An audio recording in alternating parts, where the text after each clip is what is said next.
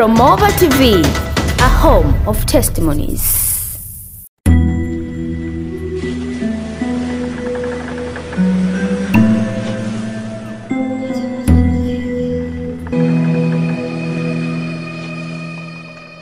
Bwana Yesu asifiwe. Haleluya. Tunawasalimu katika jina la Yesu Kristo. Anaongea hapa nabii wa haki katika kizazi hiki cha mwisho. Namtukuza Yesu kwa wakati huu mzuri.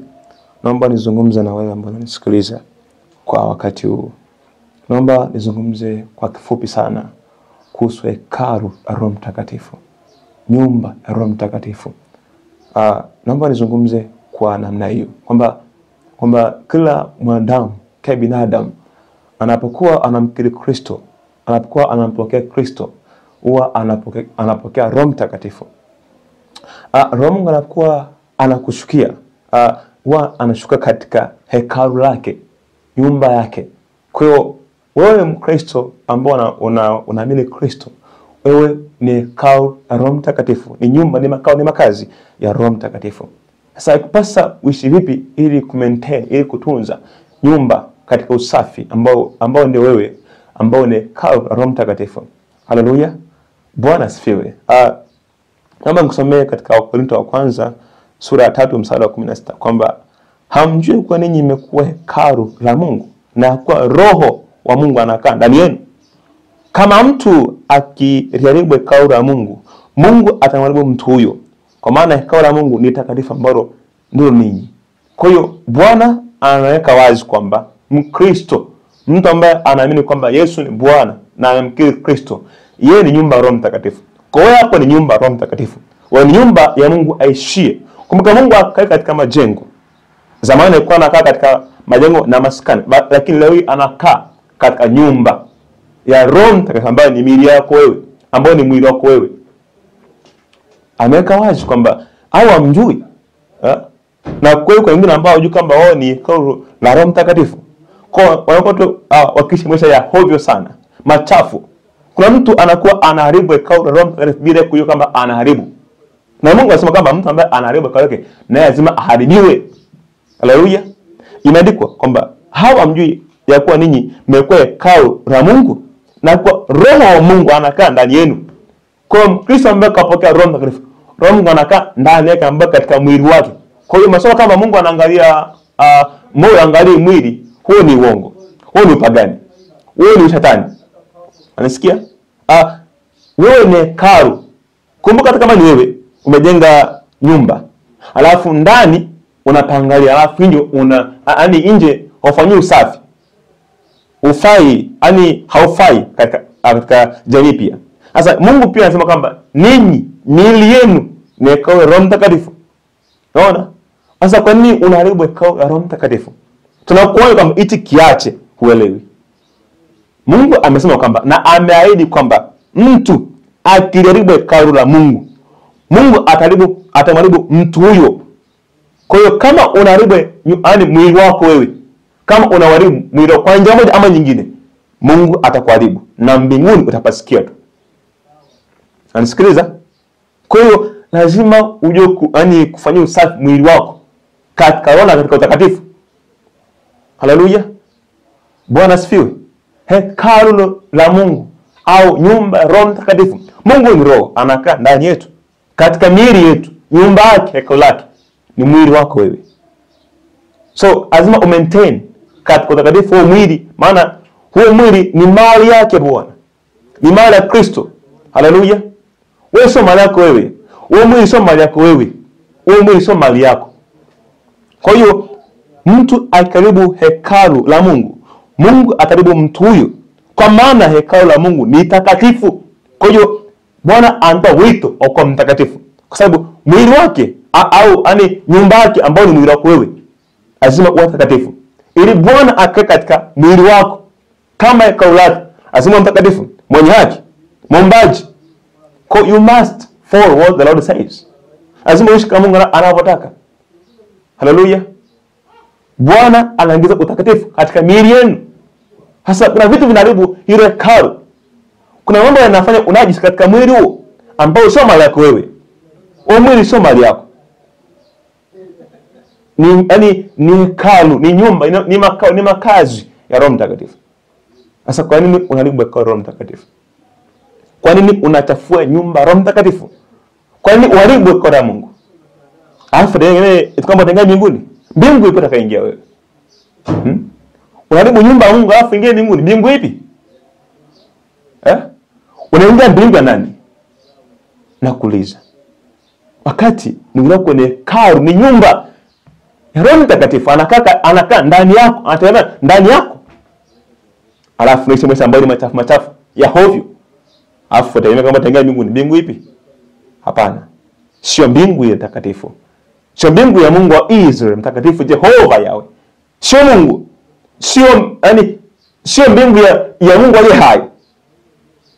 Kama unaharibu nyumba yake na kuharibu hekalu lake, mbingu pasahau. Kwa tu mshirika wa kusali na kuondoka, lakini mbingu hautaingia kwa sababu unaharibu nyumba yake. Naomba kusoma pia andiko moja hapa linasema kwamba tusome wa Korintho wa kwanza sura ya 6 kuanzia mstari wa 18. Nasema kwamba ikimbieni zinaa, kila dhambi yatendayo mwanadamu ni nje ya mwili wake. Ila yeye afanyaye zinaa hutenda dhambi juu ya mwili wake mwenyewe. Kwa hiyo umesikia kwamba Bwana anasema kwamba ikimbieni zinaa. Kwa nini ikimbieni zinaa? Kwa sababu ni dhambi ambayo fanyika ndani ya mwili. Mwili ni nini? Ni hekalu, ni nyumba Roho Mtakatifu. Alafu unaharibu kwa sababu zinaa. Una boyfriend, una girlfriend. Mnakisiana, mnakumbatiana. Eti mchumba. Hamna ndoa. Unakana binti kwa hawafanyiki. Hapana. Hiyo ni zinaa. Ni dhambi ya zinaa, ni dhambi ya ngono. Kwa lazima ujue kwamba zinaa inaharibu hekalu la Mungu, sababu ni dhambi ifanyika ndani, sio nje. Haleluya. Bwana asifiwe. Ila yeye afanyaye zinaa hutenda dhambi juu ya mwili wake mwenyewe. Kwa hiyo ambaye ajichua punyeto hizi, pornographies, hizo ni dhambi ambazo zinaharibu hekalu la Roho Mtakatifu. Dhambi za machoni. Uovu unaweka katika mbele ya macho yako. Movie inaua macho. Kumbuka Yesu akasema kwamba macho au jicho ni taa ya mwili. Kwa hiyo unapangalia zile movie zinakuua, zinaua nuru ya macho, zinafanya wewe kipofu. Kwa hiyo tayari hapo usharibu hekalu la Roho Mtakatifu, ambayo ni nyumba ya Mungu aliye hai, mtakatifu wa Israeli, Jehova Yahweh. Kwa hiyo unaharibu hekalu la Roho Mtakatifu. Hata macho ni hekalu la Roho Mtakatifu. Yaani mwili una compose au unahusisha macho, masikio, mapua, mikono.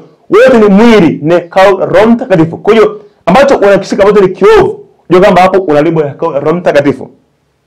Ambacho unakiona au unachokizungumza, unachokisikia, muziki ya kidunia ambao unaisikia, unaharibu hekalu la Roho Mtakatifu. Kwa sababu na masikio ni nini? Ni nyumba, ni mwili. Huo ni mwili ambao una compose masikio pia. Kwa ambacho unakisikia kinaharibu mwili wako. Haleluya. Kwa muziki, movie, filamu, game hizi zina kuwa na boyfriend na girlfriend ni kuharibu hekalu la Roho, kwa sababu mnakuwa mnakishana, mnakumbatiana, mnafanya zina, ngono, punyeto, vile za ngono. Unaharibu hekalu la Roho Mtakatifu. So you must repent. Lazima tubu urejee kwa Yesu Kristo. Haleluya. Anasema kwamba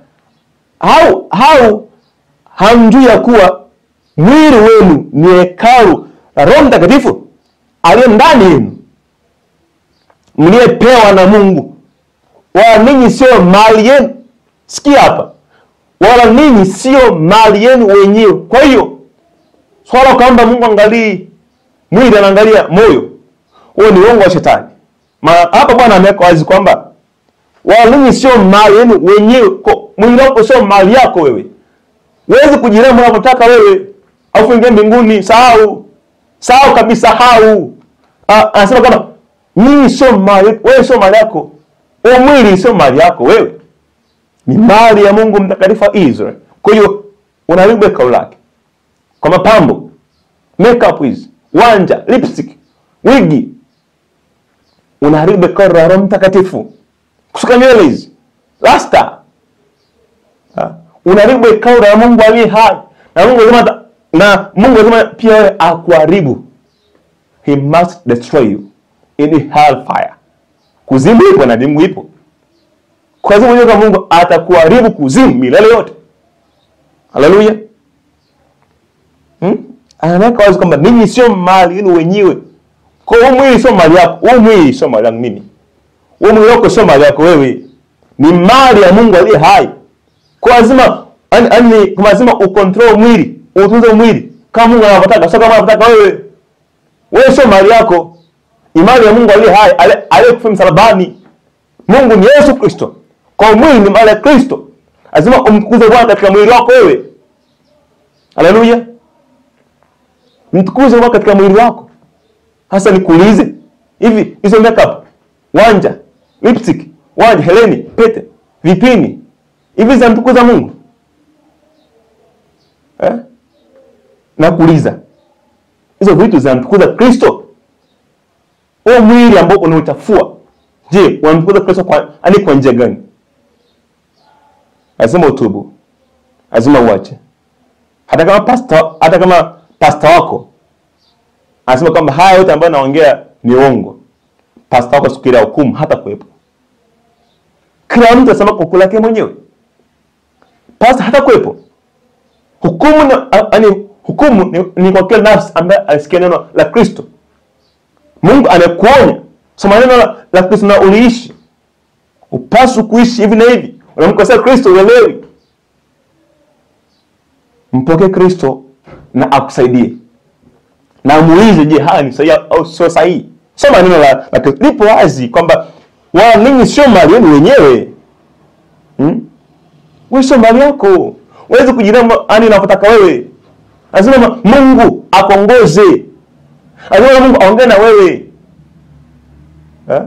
Na kuuliza, unapojipamba hivyo na kujiramba kama kahaba na maraya, hivi wewe mwili ni mali yako? I'm asking you. Unapojiramba hivyo na kujaribu uso, kujikoboa uso, kumbuka Mungu atumba kwa sura yake mwenyewe. Kwa hiyo unapokuwa unaweka makeup, sasa na dhambi ya uongo, kwa sababu makeup inaharibu uhalisia wa sura yako halisia. Unapokuwa unasuka nywele zako, unapokuwa unazipeka au unapaka dawa katika hizo nywele zako, unakuwa unaharibu ile asili, ile sura ya Mungu aliye hai katika maisha yako. Na hapo unakuwa unaharibu hekalu la Roho Mtakatifu. Kwa hiyo acheni kuharibu hekalu la Roho Mtakatifu ili mwingie mbinguni. Kama mtaacha, mbingu mtasikia tu. Mbingu hamtaingia. Natamka, mbingu hamtaingia. Kama huwezi kuacha mapambo, kujiremba, kujikoboa, na kupaka hizo sio ndo piko, na kwa mbingu hutaingia. Wewe ingia mbinguni. Bwana anasema kwamba maana mmenunuliwa kwa thamani. Sasa basi mtukuzeni Mungu katika miili yenu. Ndugu yangu, Bwana alikununua kwa thamani. Kifo cha Kristo, kifo cha Yesu Kristo, kifo cha Mungu aliye hai, Bwana alikununua kwa thamani kupitia kifo chake msalabani. Amekununua, amekomboa kwa thamani sana. Sasa anakuagiza kwamba sasa basi mtukuzeni Mungu katika miili yenu. Ndugu yangu, mwanamke, binti, vaa kwa heshima. Vaa nguo ndefu mpaka miguuni. Funika miguu hadi chini. Usibabe watu kama sura kama wewe mshamba. Wewe mshamba, lakini sio wewe mshamba katika kuzimu. Bora hii uwe mshamba duniani hapa, lakini mbingu ingie. Haleluya. Kwa usibabe mtu wote. Bwana amesema mtukuzeni Bwana katika miili. Kwa mwili wako utumie kwa ajili ya kumtukuza Bwana. Katika mavazi unayovaa, vaa yako imtukuze Kristo. Sio vae alafu uanze unavaa kwa ajili ya kutamisha watu, kuvutia watu wa kutamani na kutongozi. Wewe ni kahaba na malaya. Lazima uvae kwa ajili ya kumtukuza Kristo, sio mwanadamu, ili umvutie, ili akutongoze. Wewe ni malaya, lazima uache. Kama uache, mbingu utaisikia kwa jirani yako. I'm warning you na kuonya na kukanya. Mtukuze Bwana katika mwili wako. Vaa kwa heshima. Acha kujiremba. Acha makeup. Acha wanja. Acha upuzo kia namna. Acha uchafu. Acha uongo katika makeup. Makeup ni sawa na dhambi ya uongo, maana inafuta sura ya Mungu na kwa uhalisia wa sura yako. Kwa hiyo ni uongo pia, dhambi ya uongo pia. Kwa hiyo jirekebisha njia zako. Mungu anataka akutumie katika viwango vingi, lakini mapambo yako. Kwa hiyo hata kama unasali, unafanya mambo na kwamba mtu anapona, alafu muda huo umevalia mikufu, pete, makeup, wigi, anavaa nguo za kubana, alafu anasema kwamba naye Mungu kuponya miujiza sio ishara kwamba naye Mungu. Karama za Mungu zina kama juto. Ukimwacha Mungu anakuacha karama zake ambazo alikupa. Alafu siku ile ya hukumu na kwamba sikujua ndoka hapa. Kwa ni bora sasa hivi utubu mapema. Ukubali kupokea injili ya upanga, injili ya toba na utakatifu. Bwana akutengeneze, akusamee, afute kila doa katika vazi lako. Alafu siku ile nyakuo usikose kwa jina la Yesu. Mungu akupe neema. Hekalu la Bwana ni mwili wako. Mtukuze Bwana katika mwili wako. Vaa vizuri, ishi vizuri. Penda ukawa katika asili yako. Acha kujiongeza urembo. Huo ni umalaya na roho ya kahaba ya Jezebeli. Kwa mtafute Bwana kwa bidii na kwa juhudi. Bwana hata kuacha. Mungu akubariki sana. Na Mungu akupatie neema. Mungu akuhurumie sana. Naomba nikuombee napokuwa nikihitimisha hapa. Mungu wa Israeli, katika jina la Yesu aliye hai. Bwana, nakusinema pekee kwa ajili ya watu ambao wanasikia injili takatifu, injili ya upanga kutoka kwa nabii wako Bwana. Yesu, nakusema wapatie neema, wapatie kibali, uweza, nguvu ya kuishi katika udhalifu na haki. Bwana, wapatie neema, miili yao itunze kama nyumba yako ya Roho Mtakatifu katika jina la Yesu Kristo. Bwana, kifo chako kikabadilishe maisha yao. Bwana, kwa ajili kifo chako ukawaponya magonjwa yao kwa jina la Yesu Kristo. Bwana, kwa ajili kifo chako ukawaponya magonjwa yao, dhaifu wao, ukawatakase katika jina la Yesu Kristo. Watakase Bwana hawa watu. Ni mali yako Bwana, usiwache. Warehemu, wape neema ya toba na kukurudia Mungu aize katika haki hata mwisho. Katika jina la Yesu, na wakawabariki katika baraka za kiroho za kutubu na kurudia Mungu aize katika haki. Wape neema na nguvu za kuishi maisha ya haki. Wewe Bwana, nakusihi katika jina la Yesu. Mungu mtukuze Bwana katika heri. Katika jina la Yesu nimeamini. Amen. Mungu akubariki sana. Hii ni habari njema. Promova TV inakualika ewe mtumishi wa Mungu ambaye ungependa kutoa ushuhuda au mahubiri ili kuwafikia watu wengi zaidi duniani. Wakati ni sasa. Promova TV itakurusha hewani bure katika vipindi vyake vya neno la siku, mkate wa siku, kutoka ibadani, wito wangu na ushuhuda. Nafasi hii ni kwa watumishi wa Mungu wa kweli. Basi wasiliana nasi kwa namba 0766294335 au 0784074462. Fursa hii si ya kuikosa. Jenga makanisa na Promova. Ndiyo, jenga makanisa na Promova. Baada ya kuwezesha ujenzi wa makanisa mbalimbali katika maeneo mbalimbali nchini Tanzania, sasa Promova TV wakishirikiana na wadau mbalimbali wenye wito kama huu wa kujenga makanisa wanakuja na kampeni hii. Hii ni kampeni maalum yenye lengo la kujenga makanisa zaidi ya 20 kwa mwaka. Tunawatafuta, tunawawezesha, na kwa neema ya Mungu tunajenga makanisa yao. Hii ni kampeni endelevu ambayo tayari imekwisha anza, inaendelea na itaendelea. Shiriki sasa katika jambo hili kubwa la kipekee la kimungu. Jinsi ya kushiriki: tuma sadaka yako kwenye M-Pesa namba +2576241841 hiyo ni namba ya Tanzania, na M-Pesa Kenya Safaricom ni +254113844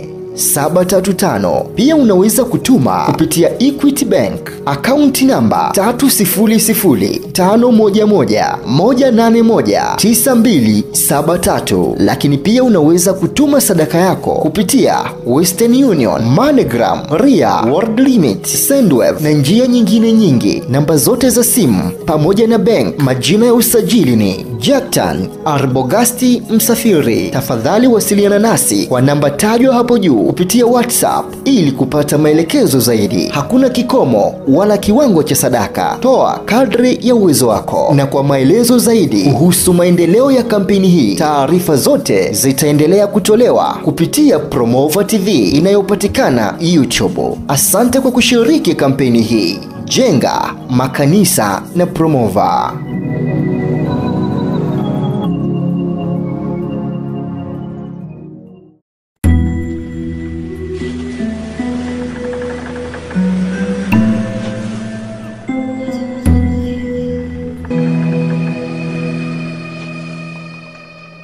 Promova TV, a home of testimonies.